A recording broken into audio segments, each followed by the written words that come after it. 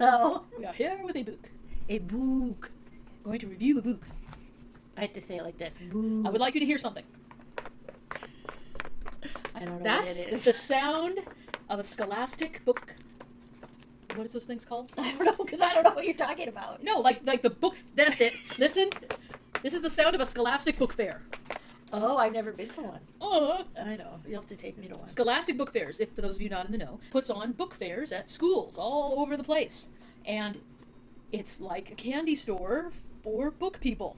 And I remember walking through scholastic book fairs, mostly as a student, but also as a teacher, and you grab the books you want, and then you're just absentmindedly doing this. Why? Well, most of the books this size are going to be paperback. Right. At book fairs. But So why do do you have to, It's just, do it. It's tactile. It's pleasing.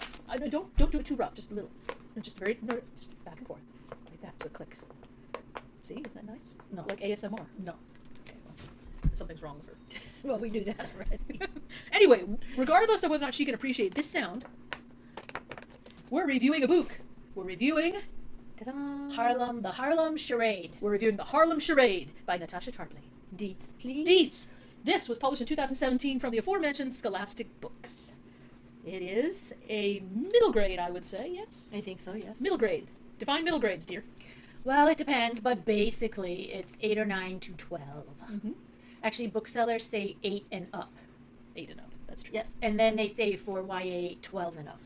Yes, If that you're is in the a definition. bookstore, that's and how they do it. I would say 8 or 9 is a good starting point for this, considering what's in the book. Wouldn't you? Maybe more 9. A little more 9? 9-ish. 9-ish. I mean, you have to know your Depends kid. on the kid. A 5-year-old could read it if they're, advanced. Fairly precocious Yeah, 5-year-old. really precocious, but still. Because it's not just the words, of course, it is the themes of the book Yeah. that they have to have a little bit of life experience to really be able to grasp and understand without any residual reaction. I agree with that. Because All there's right. some deep themes in this book.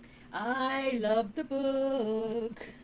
Are you going to tell them why? Oh, would you like me to tell them why? Yeah. I will tell you why. I will tell you why I like the book. I'm going to hold it like this so that you can see this book. This is a action book. It is a mystery. It is kind of a historical fiction kind of book. It is a book about community. It's a book about relationships between people. It's probably It's diverse. It's even about cross-generational relationships within families. It's just jam-packed with stuff. It resonated with me a lot because it is the kind of book that I love to write, which is a fictional tale that has facts and historical bits in it. So Underpinnings. I like that word. Underpinnings. So, for example, I was about halfway through the book and I realized that, even though this is fiction, this is ringing, like there's fact, like named other things, like places and names and stuff. I started going on the interwebs and looking up some of the stuff in the book and seeing what I could find out. It turns out that Natasha Tarpley included some very nice endnotes so that you could kind of see the reality behind. Yeah, with fiction. with sites, with URLs, Which so means you can go yourself. I felt a little doofy, but it inspired me to do that in the middle of the book, which means that, she did it right. Because I got curious, and I wanted to know more. And then when I got to the back of the book, I realized she anticipated that in a brilliant way, and I went and visited her sites, and it was fantastic. So I love that it has fact and stuff in it. I also like the way that because it's an action mystery, it's got some grit, it's got some danger, but it's written in such a way so that the reader is filling in a lot of the details. She doesn't have to get really super detailed because it's just this gentle suggestion. Yeah, it's not graphic. It's not graphic, but it's up to the reader's imagination to fill in what's missing, which I think is really good because that's what makes it a really broad age range. It also makes the book interactive. Yeah. Which kids really want now, given their other options for their time. So many things they could be doing besides reading a book, so this book is going to keep them page turning. I have things that I call oints that you said aren't. Well, I don't think they are. Why don't we go into your ahead. likes and then we'll go into the oints? Okay.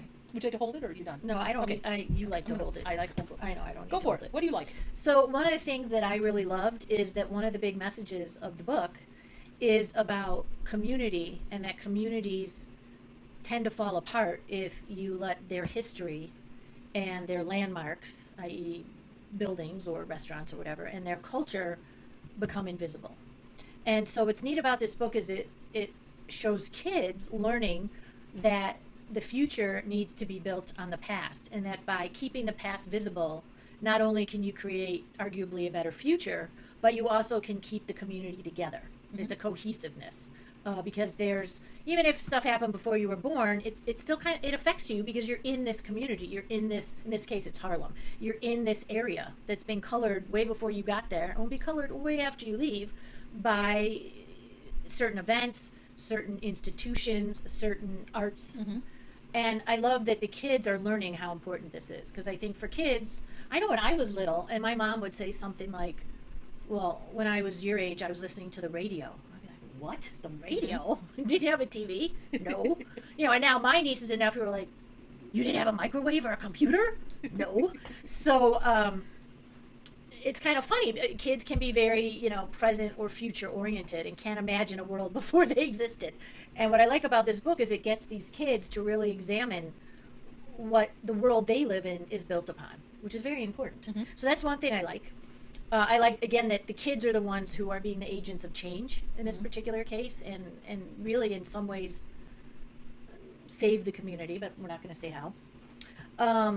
For me, I learned a lot about Harlem. Mm-hmm. I think I may have spent a little time there, but not much. And it was interesting to learn about certain institutions. As Christina said, there are underpinnings of real Harlem institutions in this book, or ones that are similar. So I loved Natasha's endnotes. That was actually really helpful for me. So that was neat. And the other thing for me is there's three characters, and main characters in this book. There's Elvin, there's Jin, and there's Alex. And I won't say why, but I really could relate to Alex. I've been in her situation, different details, but same idea. So, and I'm not sure I've met a lot of characters who are in the situation that Alex is in. So in terms of a mirror, it really, totally reflected a mirror for me. And Elvin and Jin were more windows. And it was interesting to see, particularly with Elvin, he's probably my heart, but you'll see why when you read the book.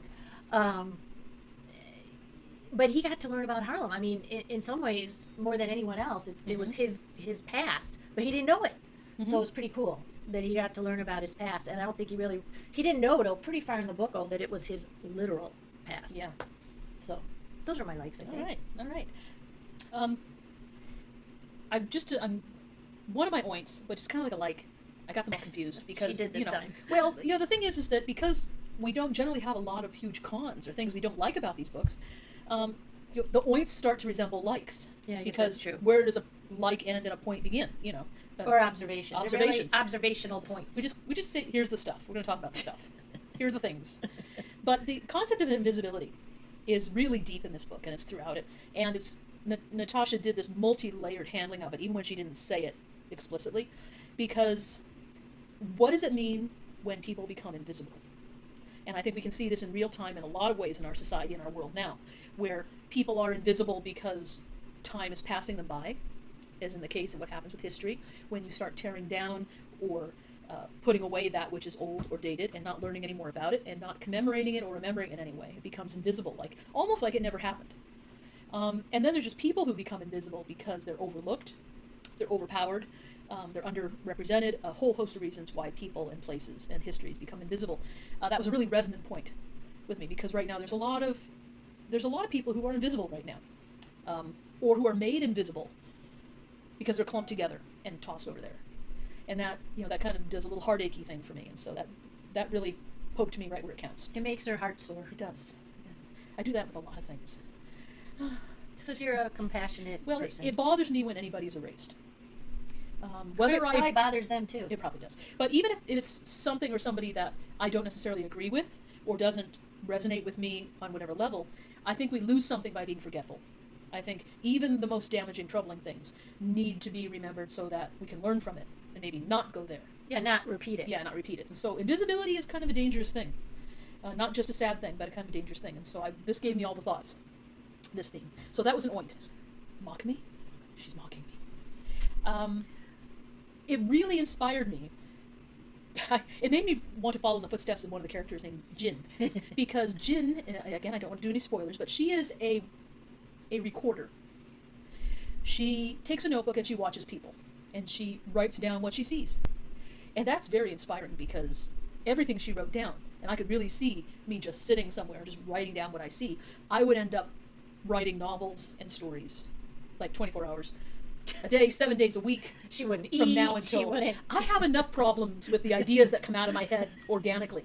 I've got like a 2,000 things started right now. That's true. She does. But there's something beautiful about just being content to sit and watch and absorb. And that's a beautiful thing.